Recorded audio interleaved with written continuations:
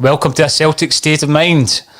I'm Paul John Dykes, and we are covering the Celtic women's epic victory against Rangers, which has seen Celtic leapfrog Rangers into second place, into their Champions League place. Now, when you're watching that, Natasha, what's your reaction to that second half performance? Oh, absolutely buzzing. I mean, that is excellent from the girls to beating Rangers, again and again and again this season with really, performances where they needed to dig in and grind out the result and keep going. And another narrow margin of a victory is just absolutely brilliant and made up for the girls. And do you know what? It's refreshing and enjoyable to see a Celtic team with that sort of passion and determination to go in and get a result. And those victories against Rangers, they've got their reward for it. Looking good for going into that second spot to finish the league is just absolutely tremendous. You know what I've been missing, right, this season, I think a lot of Celtic fans, is that unity. When you look at the team, you look at the manager, they're all buying into it, they're all playing for each other. Russell Boyce, is that why you've fallen for Fran Alonso? Because he's got that in droves, isn't he? Well, I think first and foremost, there's no luck involved. The manner that Celtic are winning, or, with the likes of the Glasgow City nearly winning in that instance as well, I just think it's a side that they play to the last minute. They are absolutely pulling in the same direction. I think when you watch a manager literally clinging on to his assistant coach for dear life when there was still 30 seconds left in a sort of mini hug, mini embrace, he couldn't contain his excitement. He went absolutely tonto at full time, and I am all for it. I think it's refreshing to see, and I think on the pitch, I mean, they are playing in his identity as well. I think that's undeniable. From the back to the front, I think he's got 3 centre halves, and he only plays 2. Obviously, Chloe Craig came on as a sub. But I want to talk about, the centre half partnerships that he's utilised that I've watched so far with Kelly Clark, Chloe Craig, and Hayes. But 2 of those 3, it's a shambles how strong they are in that centre half. I mean, Rangers were, when Rangers was trying to pop balls forward in desperation towards the end, it was absolute meat and drink for them. So well done, girls, and outstanding. It was outstanding. Laura, I'm going to touch on that unity again because we're seeing the pictures coming from BBC Alba where they're still on the park. Fran Alonso's got the entire squad, the kit man, the doctor, the whole lot. They're all doing a big huddle. He's given them the chat. It's taken me back to that video that I think a few of us commented on that Lil Z on Twitter put up of Brendan Rodgers in the changing room where he gets the guys all together before he goes out in the park. That's been hugely missing from Celtic this season, hasn't it? Yeah, I mean, I know Jim, when we were on Friday, said he wasn't sure how much of a difference wee moments like that make before games. And I disagreed at the time and I still disagree now. I think you can see it from Fran Alonso, you can see it from Brendan Rodgers, you can see it with any good manager. Klopp at Liverpool, they create this atmosphere where nobody is left out, whether you're first on the team sheet or whether you're just in the team filling in for someone else, or whether you are the kit man, the dinner staff, the reception staff. Everybody is part of the approach to try and get a winning team, and nobody feels left out. And that's the kind of spirit that you want, because like you say, as far as the men's team's concerned this season, they've very rarely been fighting for themselves, never mind each other. So it's like everybody says, it's refreshing to see it in a team that they look as if they're all fighting for one cause. It's been sadly missed this season, I've got to say. I mean, we've been watching games, Laura, where players have been scoring goals and not celebrating. There doesn't seem to be that cohesion or there hasn't been on the sidelines. When you look at the tunnel, we spoke about it, the dugout rather, we spoke about that, and obviously there was a lack of a dynamic, I think, within the actual coaching staff. I'm looking at the table here, Natasha, before I get to Lawrence. We're not expecting Glasgow City to falter now. They're going for 14 in a row, aren't they? But Celtic are sitting pretty in second place there. Yeah, it's looking absolutely excellent. Glasgow City at half-time was 0-0. They're playing Hibs today, who are again, an excellent team capable of getting some good results. They ran Rangers close every time they played them. So still 0-0 at half time. And, the league is going to be Glasgow City's to lose, I think. I think that's fair to say. But the second spot and getting that Champions League spot was going to be absolutely massive for whether Rangers or Celtic managed to do it. And really, it comes down to the head-to-heads. And Celtic have beaten Rangers every time. So there we go. Second spot is in our own hands. And our own destiny now. We've probably got the easier run-in of games in these last 3 than Rangers do. So, barring any major disasters, touch wood, it's in our own hands. What more can we want going into the final 3 games? And yeah, looking absolutely excellent. And it comes down, like I've just said, to these head-to-heads. And what Fran Alonso has managed to pull off in every single game against Rangers this season can only be commended. Not only him, but the squad as well, for showing that grit and determination to go out and get those results when it mattered. And they've been able to do that every single time they've been asked. They deserve that second spot, and just congratulations to them. And hopefully they can go on and see out the rest of the season without any slip-ups, and look forward to Champions League football next season. I've been covering all the games this season. Obviously, there was an occasion where we refused to pay the PPV against Aberdeen. But there's been occasions where, I've seen other people covering the games with me and they weren't that enthused when Celtic scored a goal here or there. Lawrence, be honest here, when Celtic scored the second goal, which turned out to be the winner, when Sarah Ewens scored that towering header, what was your reaction? Oh, mate, sheer delight. It's class, puts us back in front, been under the cosh a bit. But 2-1, we're now within 3 points of City. Hopefully Hibs could do us a favour today. Could you imagine it? Could you imagine it? I think we're 8 goals off the pace with 3 games to go, but City still got to play Rangers. If Hibs do us a favour today, mate, Listen, Lisa Robertson, boss, second half. Yes. I think if London Pod had come on, I think she showed a lot of potential, shows why we've got her. I think, if she'd been on a wee bit earlier, she might have got a goal. It's... Fran Alonso's definitely got them motoring, mate, in the business end of the season. So, a wee favour for Hibs today, and you never know. Now, at half-time, Lawrence, I spoke about the kind of styles of both sides. I was going on about the physicality of the Rangers side. Yet, when you look at the 2 goals Celtic scored, both towering headers, something that we failed to do in terms of the men's team all season. How impressed were you? I think you actually corrected me and said that we can mix it up when required. Oh, definitely. But, obviously off the training ground, that second one near post, what a run into it, isn't it? And she's bulleted that into the back of the net. It's, would grace any game, mate, a winner like that. It certainly would. Now, the other thing, I'm going to come back to yourself, Russell, where we're talking about how the Fran Alonso effect, obviously, it's something that you're quite passionate about.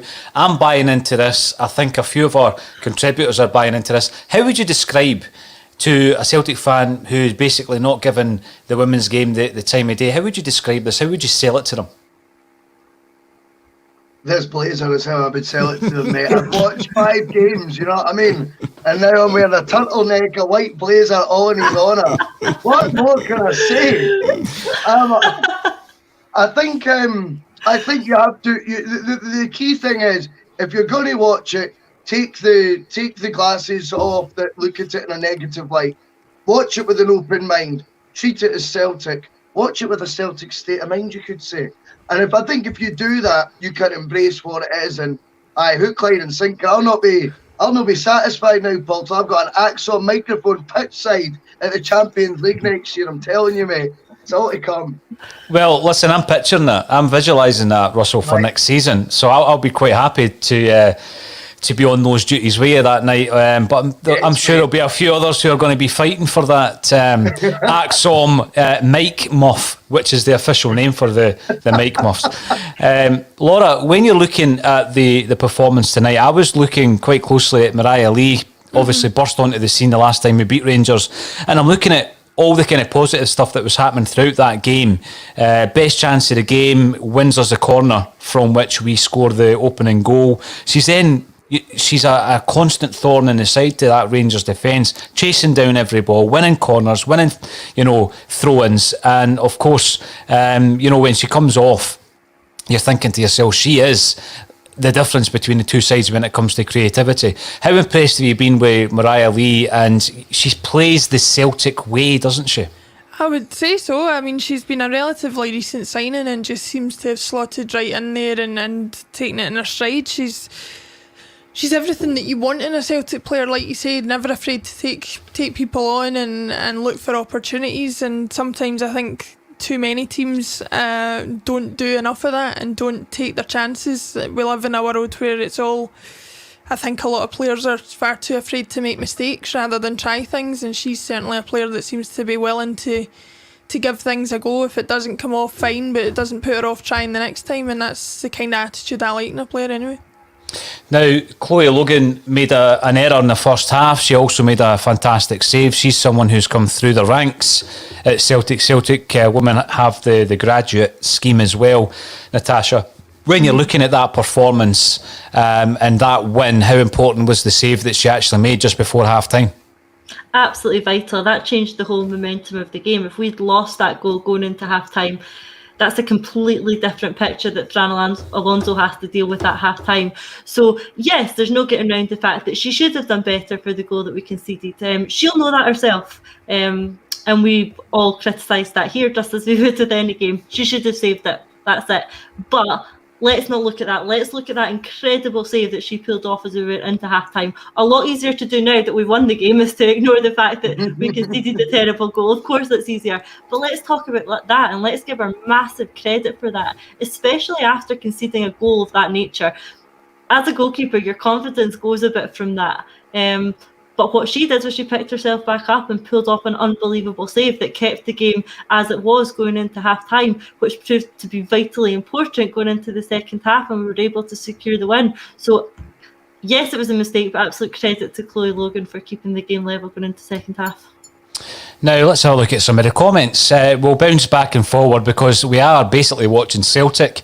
Tonight, it just so happens that the women's team are playing Rangers. We will talk about some of the other topics that have happened over the weekend. But James Law loves Fran's passion. It is infectious. Yeah. James, absolutely infectious. And Feed the Bear comes in, a regular contributor to A Celtic State of Mind. Well done, the Celtic girls. Absolutely. Paul McKenzie, what a header for the winning goal. Well done, ladies. And John Paul Connors comes in. Thank you, ACSOM. Finally got to watch a derby win this season. Was impressed with the standard. We'll tune in again. Now, Lawrence, I'm going to pick up on this because I think that when I was watching that first half, I thought Rangers dominated massive parts of the first half. And I was looking at things in respect of the Celtic side this season and last. And people are thinking, well, you know, it's easy with hindsight to say that you saw this coming, etc. Because a lot of people have criticised anyone who said, we've seen the signs in the League Cup final. But when you see a team who are able to dominate a game, yet still not get a result, the momentum then goes with the other side. So Rangers obviously had the beating of Celtics under Neil Lennon. They had the beating of Celtic under Neil Lennon. And that filtered into the confidence of both sides and it moved into this season. Now we're finding it very difficult to beat the Rangers side. If you flip that and look at the women's team, we seem to have that on the Rangers side at the moment, don't we? Yeah, definitely. You know, Fran seems to have the magic touch. You know, his teams are really well disciplined. You know, even when we're under the cosh, you know, they're all trying. We're not seeing anyone hiding on the park. You know, they're giving everything there.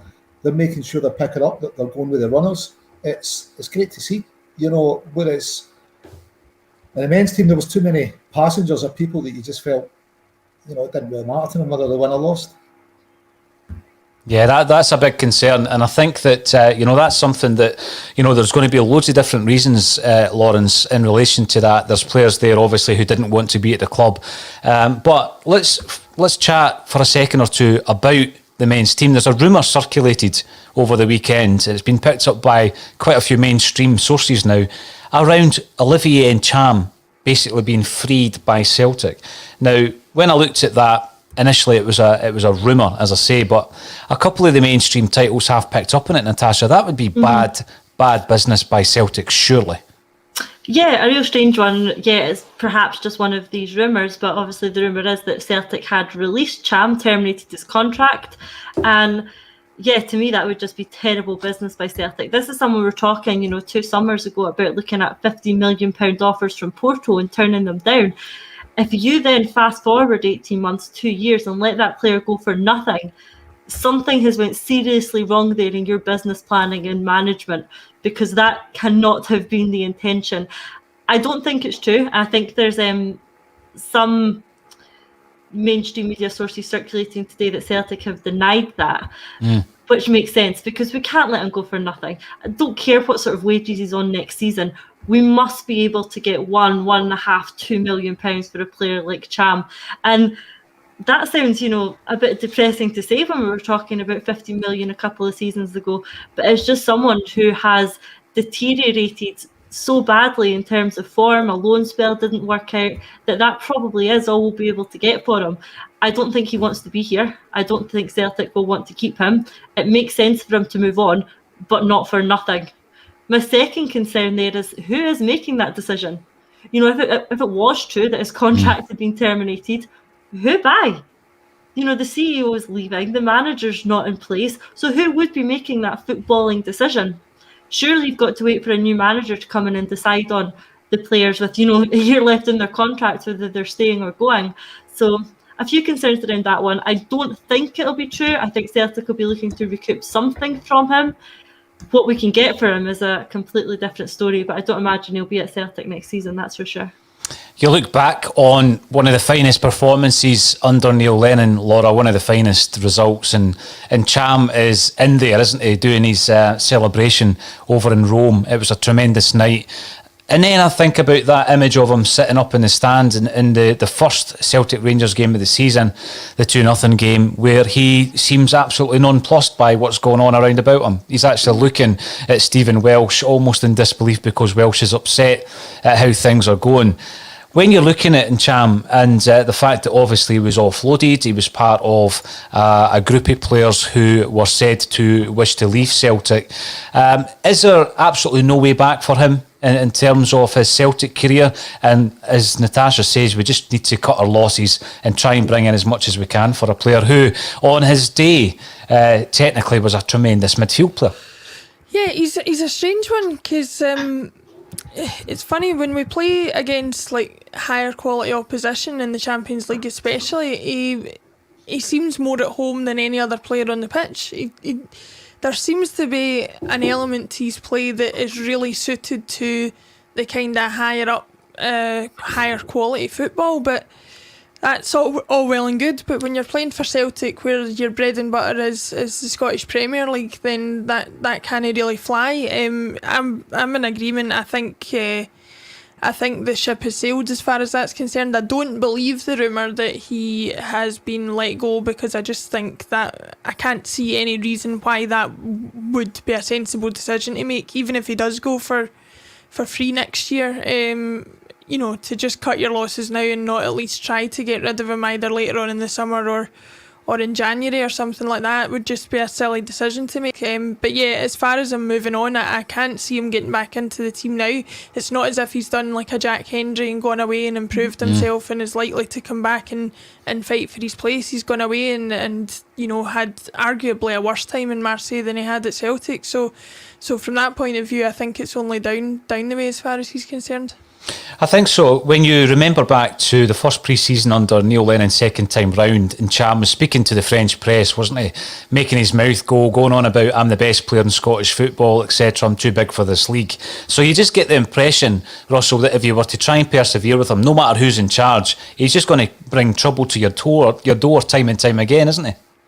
Just shut the door on him. Who cares? I mean, even when he said all that nonsense, he was just talking absolute out his backside. He was angling for a move. He's had the odd flicker in his time there. I think it's quite obvious that, I'm sure in the training ground, the things he can do with football are super impressive and all that. But at the end of the day, he's not got the mentality required to play for Celtic. In fact, I think he's going to get a big fright, as are maybe a couple of the other ones, when they find out just what clubs are genuinely even interested in them now and what level that will be at. They might even get a bigger fright when they realise they can't get in those sides once they do join them as well, because I think it's so important that with our recruitment this summer, we need to balance this without we cannot keep signing guys like Encham, we can't deny this, he was signed with a view to sell on for profit. That is one of the main, and I get that's part of your business model, yada yada. But I think we were emphasising too much on trying to buy players such as that. And I think there's a lot to be said sometimes for getting guys in who you feel playing for Celtic is their pinnacle. Or if something was to come of it, it's only because they've had X amount of years doing so well for Celtic. Not somebody who wants to come in for 2 minutes, play a couple of Champions League qualifiers, maybe make the group stage, inflate his value, inflate his potential new wage, and go to a bigger league at the first call. And Encham's to me, he's the stereotype of where our signing policy went badly wrong the past couple of years eventually. Lawrence, on that note, a lot of these signings that Russell alludes to were coming in from Manchester City. So we brought in Frimpong, I think, for 300,000 quid. He's been sold for 11.5. We've made a good profit on him. Denier and Boyata are another 2. I mean, they'll be lining up for Belgium in the Euros. They'll be the centre-half partnership. I know Denier was only in on loan. But if you compare the kind of attitudes, the way that the Encham approached the fact that he was unhappy, and compare that to Boyata, in the face of loads of criticism by the Celtic support, did Boyata ever throw his toys at the pram and refuse to play? They talk about attitude. See if Encham had half the passion that Lisa Robertson showed in that game, what a player he'd be. Yeah. You know what I mean, mate? And that's what it comes down to, mate. Russell's touched on it. It's whether they want to be here. Some players will want to be here and have that passion, but still have the view of getting a move onwards. I think Cham's just, he's always thought he's the best at everything. He's, when things are going well, he's a luxury player, isn't he? And he doesn't show the heart, And you know what? Yep. If you don't have the heart for the game, you shouldn't be in the park. What I was thinking there around Boyata is, you've got guys that are down in tools, and obviously, Brendan Rodgers threw Boyata under the bus, didn't he, by saying he was refusing to play against Athens. What we really need is players who want to play for the jersey again. And you ask yourself, are we too far down the line to find that, or do you need to start looking at the domestic market again? We've been talking about that for the last few weeks. Lawrence, were you impressed with any of the supposed targets in the Scottish Cup final? Because obviously it didn't go Hibs' way, did it? No, not particularly, mate. But I don't think we're going to judge our targets in one game, are we? I think Nisbet is someone we should definitely be looking at. We've got a lot of positions to fill, so really scored 2 cup finals. What we got in his position, not a lot just now. So I'm going to bring Natasha in here because I think you were singing his praises a few weeks back, weren't you? I was, and do you know what? If we're going to talk about it, I'm going to bring it up again because I went on a podcast with the Endless Celts guys a couple of weeks ago, and we were previewing the St Johnstone game, and I said one of the players we need to watch out for is Sean Rooney, because he's that sort of wing back that Celtic like to play. He's always up the park. And I said the words, when the ball comes in from the left-hand side, Sean Rooney always seems to be popping up at that back post. So you're welcome, Sean, for that bit of luck there, because I definitely gave you some good vibes for that one and it worked. But in all seriousness, do you know what? He is better than any right back we've tried to bring in terms of, John Joe Kenny, you're trying to play higher at right back.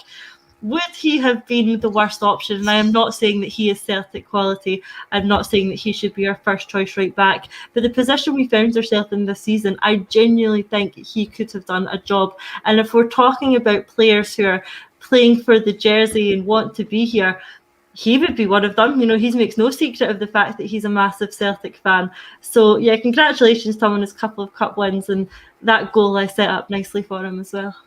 Brilliant. Yes, Rooney, he comes from good Celtic stock. Bob and Benny, I've got a long association with Celtic, particularly Bob Rooney, who was the physiotherapist, actually, for the Lisbon Lions. That's what he was classed as. But if you ask any of the Lisbon Lions... Distant relative of mine, actually. Is he, Laura? Yes, he was my great-aunt's cousin.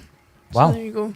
Brilliant. Bob His family's Bob Rooney. Celtic. Yeah, it is, and a lot of that, Don't go there, Laura Lawrence. Don't go there. didn't even know.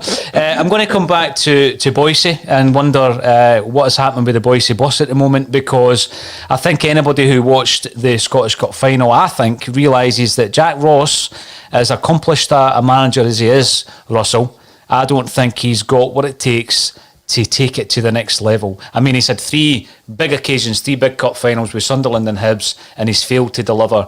But my biggest concern now is the fact that nothing's been tied up, as far as we know, in relation to Eddie Howe, and more jobs are becoming available down south. What's your thoughts on the situation? Stay calm, everything will be okay a week on Monday? I've never stayed calm in my life, so I don't think I'm able to do that. But I mean, it may well be that it's all sorted for the 1st of June. It may well be that he's keeping his options open, like the sort of players we were just discussing a minute ago do all the time, and if that is the case, and we've put all our eggs in one basket and we don't get him, firstly, we're a laughing stock. Secondly, the next manager is entering it's a poison chalice for him, because how can the next manager, when you know you're number 2, you were the number 2 on the list? It's back to Ronnie Dyler stuff. No matter who the name is, by the way, unless it's like stupid, which it's not going to be. Like, I mean, if it's Roy Keane, dare you say it, something like that, they are going to get pelters from the start, because they're not now Eddie Howe. And I just think you're going back to the sort of Dyler vibes of tears closed, fans being impatient, not giving it the chance, which we've all used a bit of revisionism and looked at what Ronnie Dyler was trying to achieve at Celtic. And yes, whilst there was failures involved then, in terms of qualifying for the Champions League and obviously that semi-final, you also need to look at the strides he took in trying to improve players' diet, trying to get us trying to make us more professional elite sportsmen, and of course developing both Kieran Tierney and Callum McGregor so well, amongst others. So it's different. It's difficult. It's got to be how now. I think it's went too far down the line. I'll maintain the point. There's never been a word mentioned by Celtic, and there's never been a word mentioned by Howe. That suggests to me it's still happening. I think you would need to nip this in the bud now if it wasn't going to happen, or you would need to dampen expectations. They can't let it run for 3 months and then go, oh no, honestly, we didn't want him anyway. It's just kind of look ridiculous, So I think if there was, stumbling blocks on the road right now, like major ones, I think Celtic would have dampened expectations before now. It should still be Eddie Howe, shouldn't it? Here's hoping. Now, Jungle Line comes in to say, get Celtic supporters in as players, then you'll see a difference. This is the point I was making with Lawrence, but I'm going to throw this one at yourself first, Natasha. Celtic, we understand, were interested in the following players in the pre-season, going into the 10 in a row memorable season that was not. James McLean, Danny Drinkwater, Fraser Foster, Robert Snodgrass, and rather surprisingly, Charlie Mulgrew. So these are players that Celtic were interested in signing. We know what happened with Fraser Foster. Some of these names have been linked to Celtic time and time again. Is there a balance to be struck here? Because obviously you've got to look at some of them and think maybe the quality's not there that you would get from elsewhere, who have no association with Celtic Football Club. I think you're right about balance. It needs to be the right balance. I don't think you could get, a bigger Celtic fan than Shane Duffy. He came in, he didn't do the job, did he? Maybe Charlie Mulgrew would have done a better job. It has to be the right balance. You need the balance of people who are going to give 110% for the club, and that extra 10% comes from the fact that they love the badge on the shirt, and that's something we saw from players like Kieran Tierney. He had it both. He had the ability and that passion. And then you look at someone who, then filled in his slot for him once he left, and Johnny Hayes. Did he have the ability? No, he didn't. He wasn't the best player in the team by a long way, and he would admit that himself. But he was another one who gave 110% for the shirt. So something we need to do is manage to find that balance between the players who are really, really going to play for the club because they love it so much, and the players who you can't expect, players, young boys from Europe to come in and love the club like some of these Celtic fans do. But what we can do by having a sort of core of them, of having a core of Celtic fans who know the club, who know the history, who just get it, what they can do is pass that on to the players they're playing with. And one of the real concerns I have going into next season is that we're losing these players. We're losing the ones who really get the club, who get what it means to be a Celtic player, who understand the fans' point of view, who just know the Celtic way. We're getting lower and lower and lower on this type of player. And it's hard to bring in. It's hard to find these players. So maybe some of those people in the list you mentioned aren't the worst idea if they can bring that sort of knowledge to the club. For me, Callum McGregor, James Forrest, yes, they probably have it, but are they the type of character who can then really enforce that onto a squad? So I think we are low on that type of player. And if we do want to have that balance there, maybe some of these Celtic supporting guys could come in and do a job.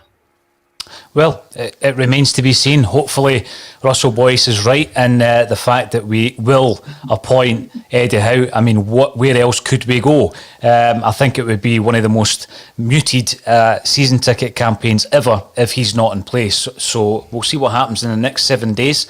Everybody who's been involved in the Twitter discussion and also on Facebook and YouTube, thanks for joining us. We know that not everyone at this moment in time are massive fans of the women's game, but we're hoping to promote that throughout next season as well. And let's hope that we're watching Champions League football ×2 next season. Thank you to Russell Boyce, Lawrence Conley, Natasha Meikle and Laura Bradburn for joining me on A Celtic State of Mind.